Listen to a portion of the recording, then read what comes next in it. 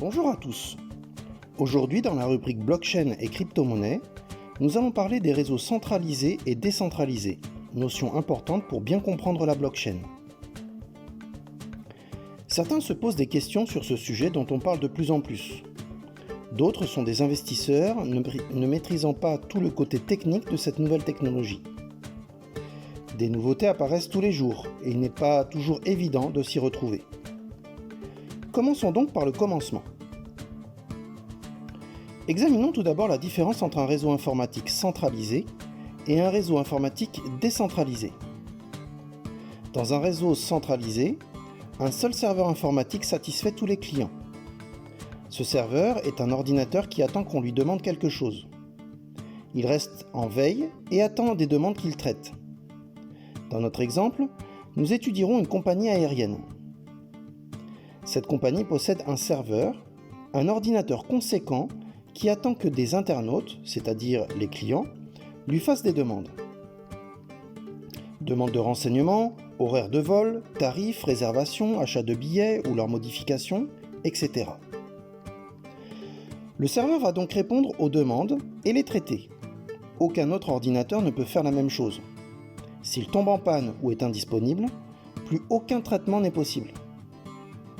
De plus, si les données contenues dans ce serveur sont effacées, piratées ou perdues, les conséquences pour la compagnie sont très graves, voire vitales. C'est pour cela que ces serveurs sont ultra sécurisés et ces données copiées régulièrement. Aucun travail n'est demandé de la part des clients. Ils ne sont là que pour demander et recevoir une réponse. Ce type de réseau est le plus courant.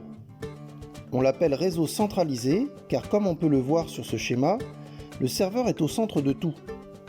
On l'appelle aussi réseau en étoile ou réseau client-serveur, tout simplement car cette architecture est composée d'un serveur et de plusieurs clients.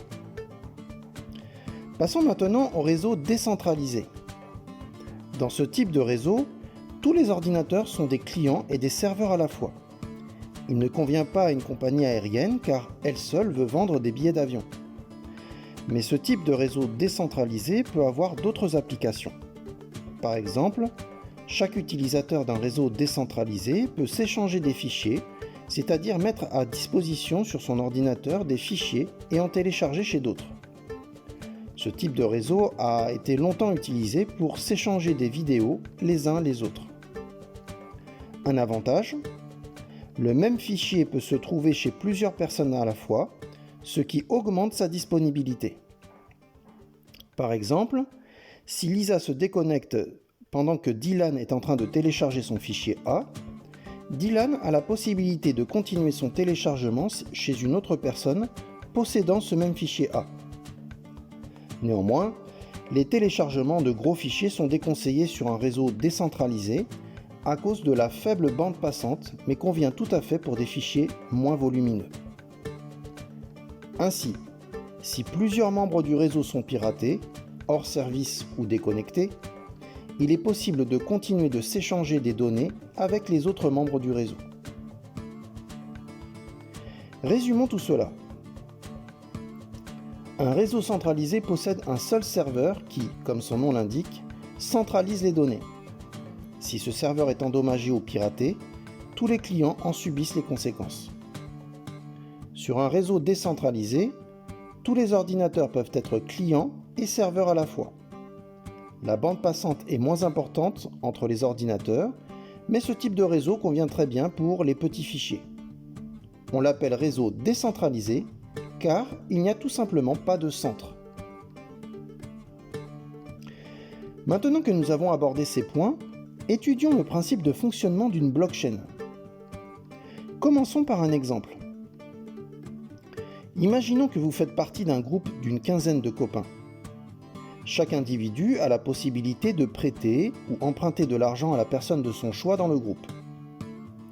Le nombre de prêts, d'emprunts, de remboursements et d'achats groupés est tel que le groupe s'est mis d'accord pour qu'une personne, ici Imad, note tous les transferts d'argent de ce groupe de copains dans un registre, un peu comme le ferait un syndic dans une copropriété.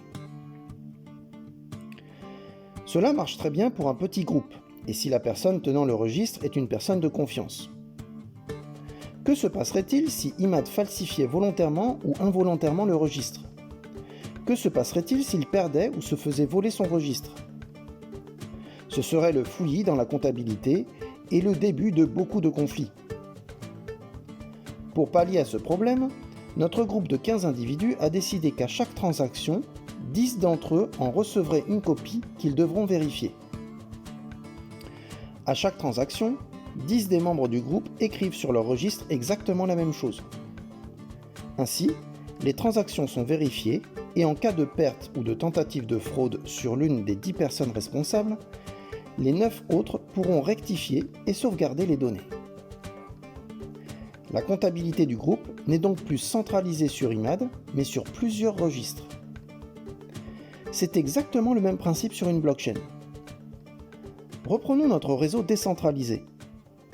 Au lieu de s'échanger des vidéos ou fichiers divers, les personnes responsables, que l'on appelle mineurs ou masternodes, se partagent un seul et même fichier, le registre de toutes les transactions de la blockchain, qui est donc identique sur tous les ordinateurs.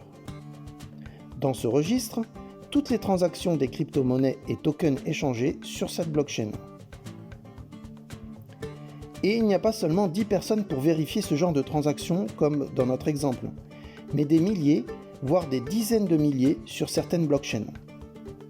Les transactions de crypto-monnaies sont donc ultra sécurisées. Si des dizaines d'ordinateurs, mineurs ou masternodes, devaient falsifier la blockchain, seraient volés ou subiraient par exemple une attaque d'un virus informatique, des milliers d'ordinateurs seraient de toute façon là pour confirmer le registre authentique de la blockchain. Sans compter les nouveaux mineurs ou masternodes s'ajoutant régulièrement au réseau, possédant eux aussi la copie intégrale du registre de la blockchain.